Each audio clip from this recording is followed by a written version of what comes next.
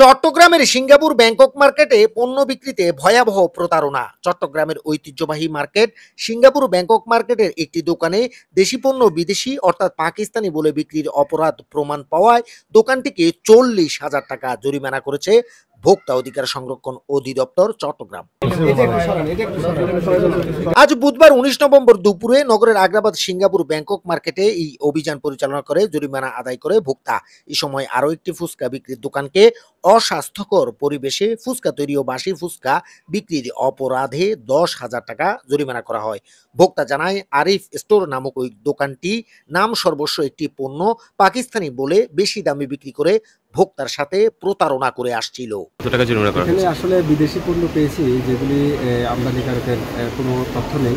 তো তার মধ্যে অনেকগুলি প্রোডাক্ট আমরা প্রমাণ করে দেখিয়েছি যে আসলে এটা ফেক, এটা নকল।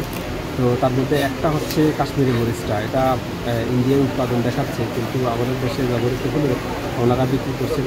তো এটা আসলে একেবারে ফেক। এটা ম্যাক্সিমামটাই হচ্ছে রং আর অপদ্রব্য দিয়ে এই মরিচটা প্রস্তুত করা হয়েছে।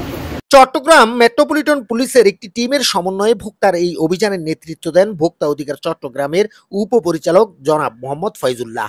আরও উপস্থিত ছিলেন সহকারী পরিচালক আনিসুর রহমান, সহকারী পরিচালক মাহমুদ আক্তার ও সহকারী পরিচালক রানা দেবনাথ।